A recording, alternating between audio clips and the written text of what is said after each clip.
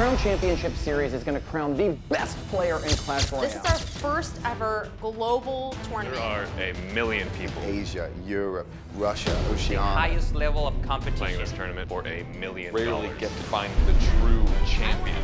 These players crave respect. They want the achievement. They want the accomplishment. Best player. Who's going to be wearing that golden crown?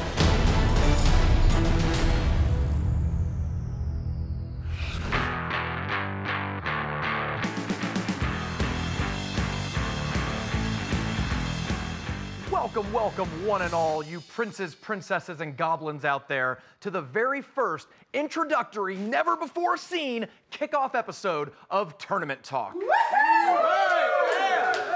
Yeah. That's right. Here at Tournament Talk, we're going to be covering everything related to the Crown Championship Global Series and any other wacky stories we can find from around the Clash Royale universe.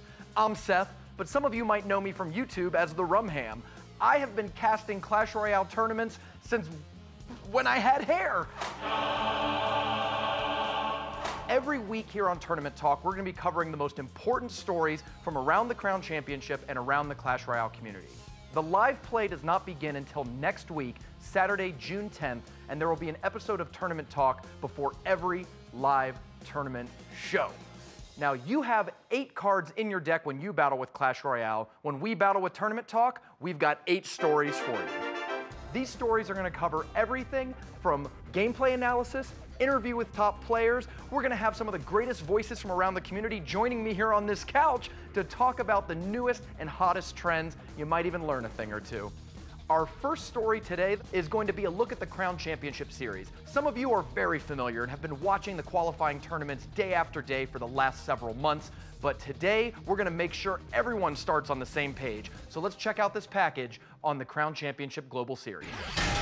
Does he have another zap? He has anything else? Another thing's coming out 50. No, he's zapped. Oh, backstab wins. All around the world, tens of millions of players have battled for Clash Royale glory. From Helsinki to Shanghai, the King's Cup to the Crown Duel. This is not your mom's Clash Royale tournament. Now, Supercell is proud to announce the Crown Championship, a global event that will bring together every region around the world to crown the best player on Earth. Over the months ahead, top players will battle in a spring and fall season, all designed to deliver the very best to the World Finals in London at the end of 2017. So how does it all work? Well, it begins right now with the spring season, and we found the top 8 players in various regions around the globe. Are you guys ready? Now it's time for those top 8 to battle under the lights. Beginning next week, on June 10th, the top 8 in each region will meet face-to-face in a round-robin tournament. These head-to-head showdowns will be broadcast live to a global audience online. Battle! Whether they're already a respected player or a complete unknown, the Crown Championship Global Series is designed to find the best of the best. And he's going crazy!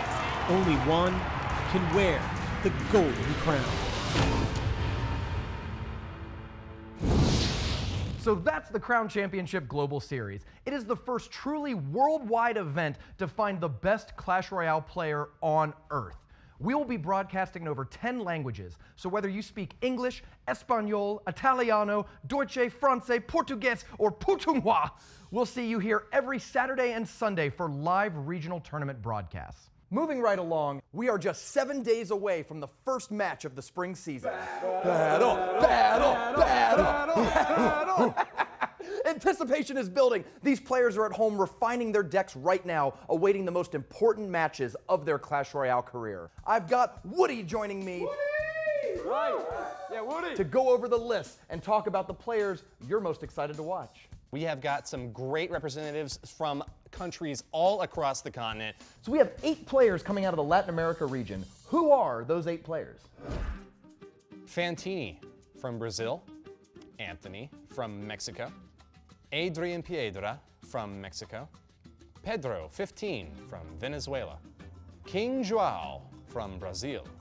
The Phenomenal from Argentina. Chin from Brazil. Dark Shadow from Venezuela. You're one of the most knowledgeable players on the Clash Royale tournament scene. Is it fair to say that Latin America had the most sort of unknown or new players out of the 3 regions we're covering today? Absolutely. Not only did a lot of players come out of the woodworks, there were a lot of upsets. I was really expecting some of the more well-known players who are on these professional teams that you had mentioned earlier to make it here today. And I think it really is a testament to the fact that they weren't here. Players like Pompeo. That's the name on everyone's list, Yeah. right? If you were to ask me not only who was going to qualify for Latin America, but who was the favorite to win that whole top 8 spring season, it would have been Pompeo, and he's not even here. He is the first ultimate champion of Clash Royale in the world. So he is the 6,400 trophies. Undisputed ladder expert. But, you know, it just might have been that tournament play is a little bit different. He might have been a little bit out of his element, might not have had as many opportunities to play. Pompeo still has huge respect in my heart. I'm looking forward to seeing him fall season, maybe. But yeah, didn't quite make it this time. Who are you most excited to see in that region? I'm really going to be rooting for Adrian Piedra. I think he's got an amazing shot here. He beat one of the top players and another one of the qualifiers, Pedro, in fact. So not only has he had experience against one of the opponents that he's going to be going up against in this round-robin series, but he's one of the most well-known players. There's a lot of expectation behind Adrian Piedra. Moving on, there are 8 qualifying players for the European spring season. Who are those 8 players? Surgical Goblin from the Netherlands. Danny, hailing from Romania. Adam from Sweden, Donkey Kong from France, Nim Sensei from France, Suarez from Spain, Royale from Romania, Baron from Germany. Europe is a super exciting region to cast, lots of personalities and big names, but there's one that stands above the rest, and that's Surgical Goblin. A European tournament would not be complete without Surgical Goblin. I feel like this guy has made his name all over the continent over the last 6 to 9 months. Most recently, he won the ESWC winter event against Nem Sensei, who's also in this European top 8. So he is very experienced, and I'm sure looking to further his name as we get through the spring season. I think that is the matchup of the entire tournament to watch. Surgical Goblin versus Nim Sensei is going to be absolutely bonkers. They had an insanely close 3-2 finish in the ESWC finals for the winter season. Let's see if Nim Sensei can come back and turn it around for himself, maybe. Something that's really going to help Nim Sensei in this tournament is that he is not going to be intimidated by the live aspect of it. Nim Sensei, not only a great player, maybe on his own in his own room, also really fantastic on the stage. Looking forward to seeing him play. I like Nim Sensei. I hope that this is his breakthrough event. So Europe, very strong region, lots of known players in there. I'm a little biased, but I think the most competitive region was North America. Actually, all 8 players from North America were from the United States, right? That is correct, Romham. Up top, USA! these players, we saw the same names week after week, it seems like. I mean, the top players, the top 8, I feel like, were almost pulling from the same pool of 20 players, some of the most competitive professional Clash Royale players in the world, all hailing from this region. Woody, which 8 made it over the hump to the spring season? We've got Lucifer from Florida, C. McHugh from New Jersey, Rice from California, Godslayer from Texas, Batman is here from Maryland, Unstoppable from California, Tin2 from Virginia, and we've also got Oxalate from Pennsylvania. North America is a super competitive region, but the player that I'm most interested in talking about is the one, the only, C. McHugh. The biggest challenge for C. McHugh in this spring season is he's been a very mysterious player, has really avoided photo opportunities, interviews, on-camera moments, and he's going to be live to the whole world for the first time in his entire career. And I think this is really going to be McHugh's debut on the big stage. He just turned 16 recently, and of course the age limit for this tournament is 16. The McHugh debut. The McHugh debut. He wasn't able to play in events like the North American Open, King's Cup, etc. And this is his first time under those big lights. That's something that he's going to have to really dig deep in and find a way to deal with those challenges. The most exciting thing about the spring season to me is that it's round robin play. And we've never seen a major Clash Royale tournament use round robin play. All of these top players are going to be playing every other top player in their region, so no super matchup is going to get lost along the way. Thanks for being here. It's always great catching up with you. My pleasure, Rumham. It's been a great time here too. Absolutely. Those matches start next week, Saturday, June 10th. Moving right along, every week on Tournament Talk, we are going to get a closer look at one of our qualified players. This week, hailing all the way from Tampa, Florida, let's meet Lucifer. My name is Kyle. My in-game name is Lucifer. I would say I'm a pretty competitive individual. I grew up playing and loving baseball. I had dreams of potentially going to play pro ball. I was already playing AAU, was on all-star teams and stuff like that. But when I was around 13, I was doing some type of BMX activity. Ended up jumping off the bike in the street and tearing my ACL. And being at such a young age, it wasn't a wise decision to have surgery at the time. So it kind of curtailed my athletic career. The injury kind of did bring me back down to earth and, you know, changed my perspective on life. I was kind of, you know, bedridden and desperate, and I ended up buying my first PC. And that's where I really got introduced to all types of gaming. The injury made me realize that there were other avenues in life to succeed at, whether that be school or here now with an esport like Clash Royale. I would say I'm a blend of, you know, outdoorsy and kind of being a shut-in, obviously because I am a gamer. But I like to find a balance in between. I think it's healthy. I like to try and come out here at least once a week. It's pretty relaxing, you know, to be in nature. Catch a few fish, it's always a bonus. I picked up my love for fishing through my dad and his friends. When I'm out there fishing and I, you know, don't have Wi-Fi or cell service, sometimes it's a bother, but at other times it's nice to be, you know, cut off from technology. You know, fishing teaches you stuff like, you know, patience and discipline. And that's stuff that you can bring to the game as well. Waiting your turn and striking at the right moment. Control the tempo of the game. I think that's my strategy to this entire thing. The Crown Championship means a lot to me. Being crowned as the best player in the world would be quite the accomplishment. But the amount of work I'm putting in now and practicing, I think the odds are in my favor. How long? To break down the Crown Championship Series, I've invited some experts from our European and North American broadcasts to talk it out a little bit. Let's get to know these experts a little better.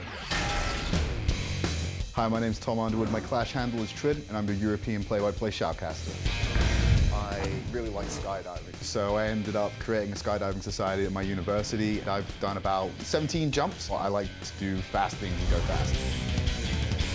If I could be any card in the Clash universe, I think I'll probably be Hog Rider. I imagine riding a hog, like swinging a hammer around, is gonna be a load of fun, so I'd love to do that. The most annoying emoji, definitely the king throwing the fawns. I can't handle it. Like, I use it to other people as well, so you kind of get what you give. It's the most obnoxious thing ever.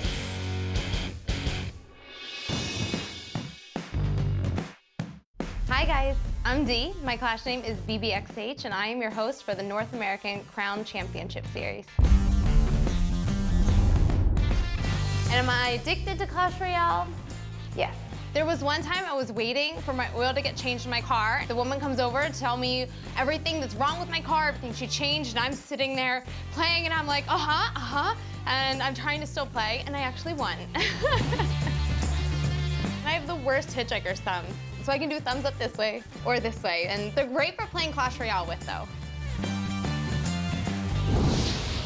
All right, now that we've gotten to know Trid and BBXH a little better, they're on the couch. We're gonna talk first about why the Crown Championship Global Series is going to find the best Clash Royale player on Earth. Trid, you're from a very different part of Earth than I am. And me. How do we know that at the end of this, we're gonna have the best Clash Royale player?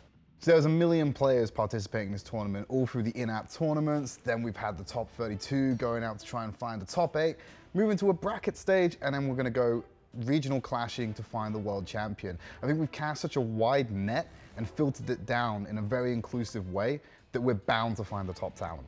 In order to make it to the bracket stage, you had to top 20 a 1,000 player in-app tournament. That's pretty hard, but they also had a lot of them. I mean, there was a ton of these in-app tournaments.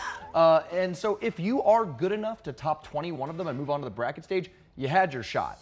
I do think it's amazing because we've seen a lot of tournaments in the past, but they've all been regional. So we've seen some from Canada, we've seen some in Shanghai, Helsinki, and this one is bringing everybody together. And that's the beauty of this game, is that you can play it anywhere that you live, anywhere that you are, and I'm glad that we're finally bringing everybody together to see who's the best out there.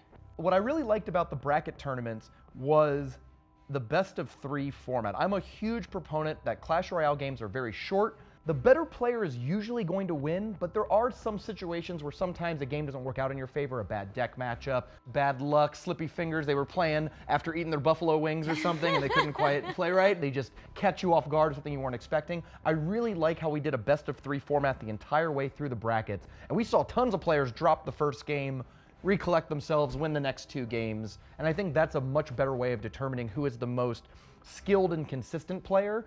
And what we also found was the value of playing a variety of deck styles. Which one is your personal favorite and why? I would just straight up say Lava Loon at the moment, you know, the Lava Hound Balloon combination, because I think out of the finalists and what we've seen from the tournament so far in terms of qualification, I think that archetype has had the most diversity with different options of things you didn't really think about. Then also we saw some variation, people running very low elixir cost with their Lava Loon to get that quick cycle and get a second hound out just in the middle of a push. So there's been a lot of diverse plays with Lava Loon that I've actually really enjoyed seeing what the players have been coming up with. So I've got to say Lava Loon for me. For me, I'm gonna go with Beatdown. I enjoy casting these Beatdown decks because sometimes they are such high risk, high reward. You gotta be willing to take a little bit of damage on your tower so that you have enough elixir to build up a push like with these golems and these giants. And that's where you see the 3 crowns, is when somebody gets a big push with a giant, something behind it dealing damage, or same thing with the golem, and they get all the way to that king tower and they completely annihilate them with the 3 crowns. Really interesting stuff. Thank you for joining us, Trid, BBXH. We're going to see a lot of you in future weeks on the North American and European broadcasts. Moving right along, every week Community Corner is going to spotlight one of the best videos from the Clash Royale community. This is your chance to be heard, so if you'd like to submit a video for next week's tournament talk, make sure to send it in to the link below. We are looking for anything related to the Crown Championship Series. It can be funny, it can be ridiculous, it can be edutainment, whatever you've got cooking up, make sure to submit it, and it has a chance to be seen here on this very show as soon as next week. This week's Community Corner video comes to us from a brown bag.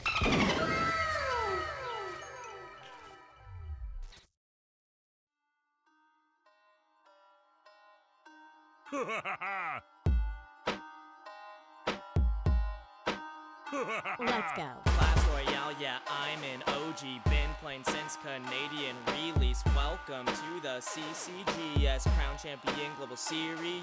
Yes, Oxalate learned it all from me. Yes, taught him how to win top 8 plebs, cause I am the BEST. $1 million prize belongs to me. I look so good, Electro Whiz. You cost so much, Sparky Kid.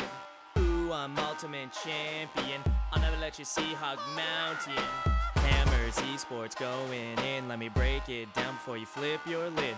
Baby, it's Q time, free to play. Level 9, Royal Giant minion combo is a dirty crime. But look at how I stop it. Tower placement, hella sloppy. Kinda push, ain't no gunny over time. Bruh, nah, me. One tower, that's a win, not a copy. Graveyard, backdoor, kid, call your mommy. Oh, Bags, Nightwitch is so OP.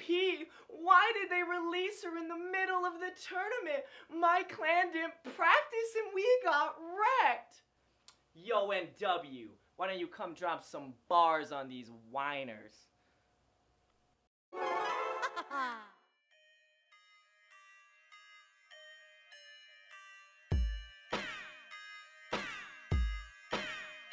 Let's go.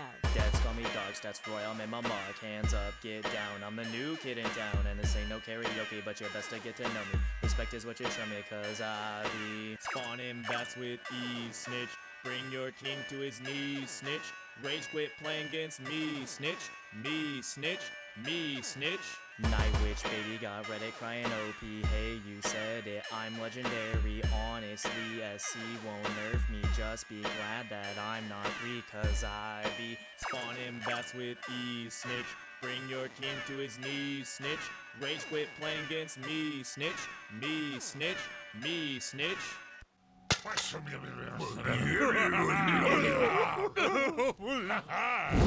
Alright, that was an awesome video. Now, that's your part of the show. Let's get into my part of the show. The next segment is Gem of the Week. Alright! Gem. Gem of the Week is where we're going to cover the most precious bit of information happening in the Clash Royale community. And for this week, there's only one card on everyone's lip. The Night Witch. The Night Witch is the newest legendary to release in Clash Royale. She spawns a new unit that we've never seen before, flying skeletons that are called bats. She costs 4 elixir, has the health of a bandit, and summons 2 bats every 5 seconds. Night Witch wasted no time making an impact on the Crown Championship metagame. While the qualifier tournaments were still going on, there was one battle on the very first day of Night Witch's release that solidified in everyone's mind how good this card was going to be. A player named Tin2 in the North America region won his CCGS qualifying tournament, solidifying his spot in the Phase 3 round robin live tournament gameplay section of the Crown Championship with a Night Witch deck. Playing Night Witch behind tanks like Knight, Valkyrie, Giant Skeleton, P.E.K.K.A, and Golem have proven to be very effective, because if you cannot get behind the tank and kill that Night Witch, those bats are going to overrun your tower. Heck, even if you do kill her, she spawns 4 more bats when she dies, and they're going to follow up and kill the tower. It's only been a couple days of Night Witch gameplay. Maybe we're overreacting, but I've got high hopes for Night Witch in the future, and I expect to be talking a lot about her on future tournament talks. That's going to do it for this Gem of the Week. And finally, our last segment on this introductory episode of Tournament Talk is going to give you, the viewer, a behind-the-scenes look. You see, the players who've made it all the way to Los Angeles have access to a pretty insane house. And we sent my favorite frenemy, Kevin, to give you a tour. When the spring season competition begins, top 8 players battling it out in Los Angeles can hang out at the Clash Royale Esports House. How's it going, you guys? Kevin Brown here, also known as Findable Carpet. You might be wondering where I got that name from, but don't worry, we'll get to my origin story some other time. So, the Crown Championship Series. The top players have made it through, and these guys are the best in the world. And not only can they state that they're the best, they get to hang out in this sweet house. Let me give you guys a quick tour. All right, so I know what you're all thinking. You're thinking, hey, what's a house without a living room? Well, lucky us, this house does have a living room. It's actually kind of heavier than I thought it would be. Moving on. This kitchen's got all the high-tech goods. My favorite part. You know how us nerds work. We gotta eat as much as we can. We got pineapples. What else we got in here? We got some meat, got some bacon. Can't go wrong with bacon. And I've always had some donuts in my house, but I've never had enough donuts. You know what we got? We got buckets. We got buckets of donuts. So many donuts. You go right in there. All right, so you stuffed your face, you've had a bucket, maybe 2 buckets of donuts, you gotta take a nap. You gotta get into the bedroom. This is the Master's Suite. The view's where it's all at, guys.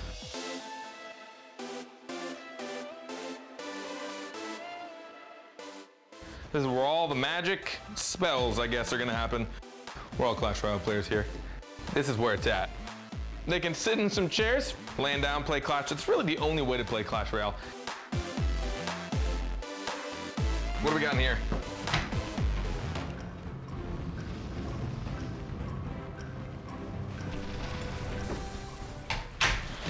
That was weird. All right, everyone, so that's it. That's the tour of the Clash Royale Esports House, and I hope these players like it as much as I do, because if not, I'll gladly take their spot, trust me. But before I go, I want to show you guys my favorite spot. This beautifully crafted chair with this beautiful view, and it's a perfect spot to play a little Clash Royale. So let's see how many trophies I can lose. See you guys.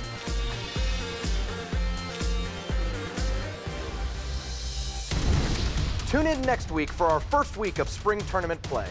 Don't forget, join us live for another episode of Tournament Talk before the first battle kicks off.